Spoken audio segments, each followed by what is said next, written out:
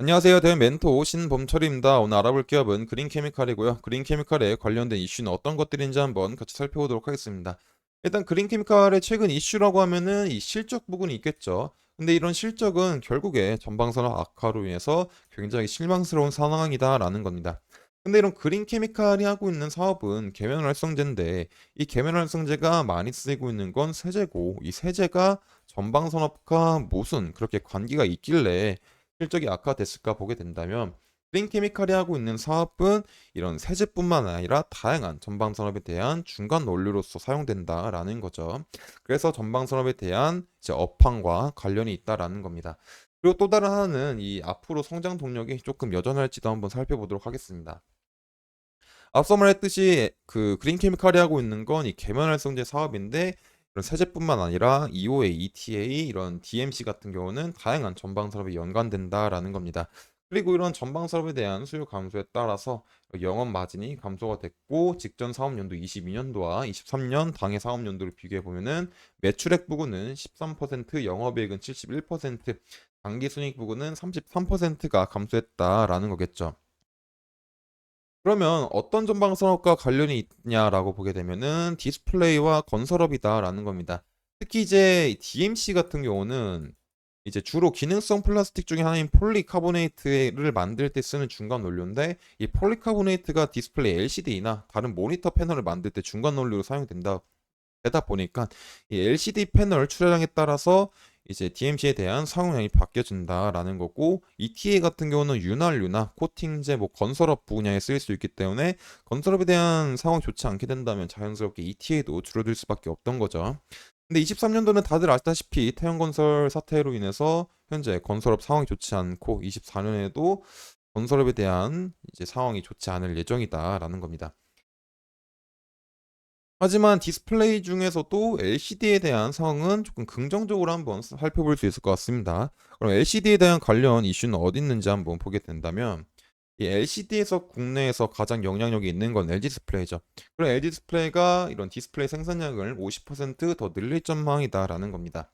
이 기사 뒷부분을 살펴보게 된다면 결국 LG 디스플레이는 LCD 생산량을 2023년 1020만 대에서 2024년 1500만 대로 약 50% 가까이 늘리지 않을까라고 전망이 나오고 있는 중이죠. 그래서 이런 전망이 실제로 일어나게 된다면 이제 중간 원료 중에 하나인 이제 DMC에 대한 소비량도 같이 늘어나게 되면서 매출액이 증가할 수 있는 상황이 마련될 수 있겠죠. 그리고 또 다른 이제 영업 이익 창출은 윤활유 부분에 있다라는 겁니다.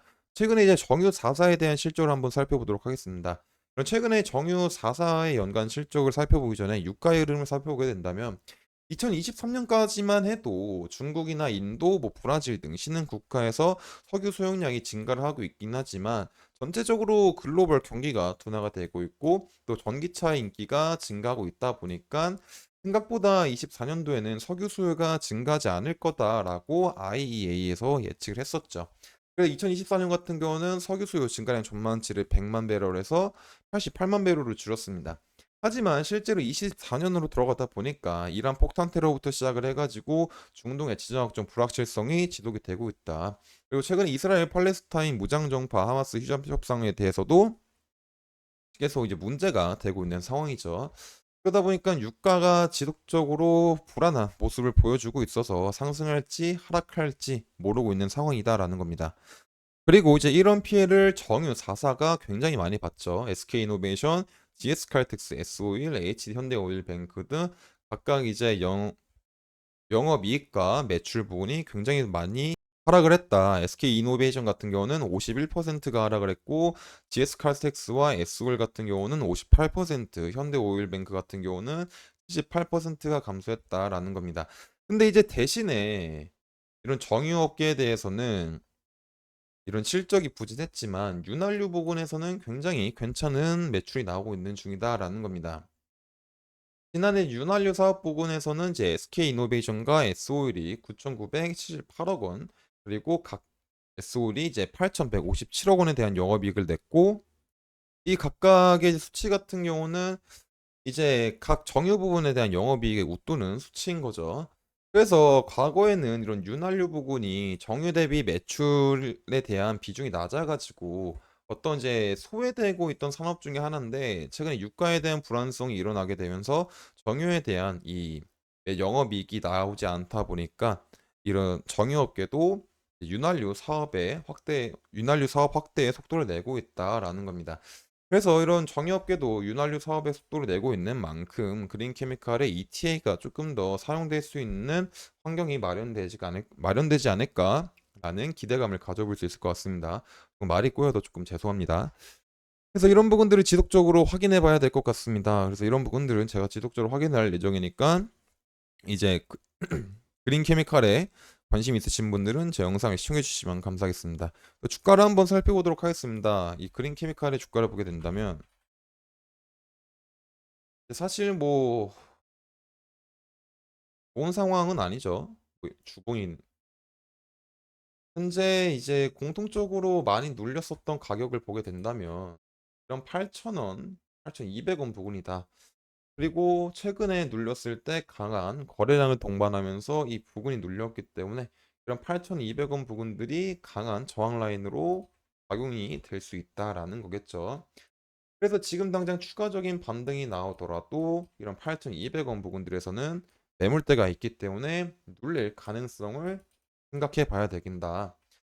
그래서 이런 상승 시나리오는 여기서 이제 상승이 나오다가 8,200원 라인들 돌파하고 돌파를 했었을 때도 이제 그 양봉이 깔끔한 양봉이 나와야 됩니다. 눌리는 양봉 말고 깔끔한 양봉이 나오고 그 다음에 이제 잘 8,200원 부분들을 잘 지지를 해준다면 추가적인 반등이 나올 수도 있지 않을까 생각합니다.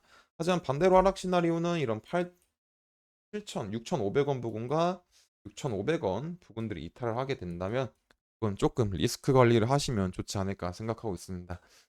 그리고 그린 케미칼의 실적을 봤을 때 사실 지금 당장 이런 상승이 나온다라는 것 자체가 말이 안 되기 때문에 조금 뭐 상승은 이제 어느 정도 시간을 두고 생각해 보는 게 좋지 않을까 싶습니다.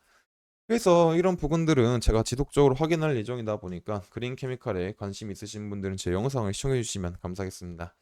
그래서 뭐 추가적으로 말을 하자면 그린 케미칼이 하고자 하는 사업이 전방산업은 뭐 자동차, 디스플레이, 윤활유 그리고 건설업에 이제 모여 있기 때문에 24년도 같은 경우는 디스플레이에 대한 시장도 어느 정도 풀릴 수도 있고 또 정유업계도 윤활유에 대한 사업을 박차고 있는 만큼 이로 인한 수혜를 받을 수 있기 때문에 24년도 1분기에는 실적 개선을 할 수 있을지 한번 지켜봐야 될 것 같습니다. 이런 부분들은 제가 지속적으로 확인을 해서 여러분들한테 알려드리도록 하겠습니다. 이상 대현 멘토 신범철이었습니다.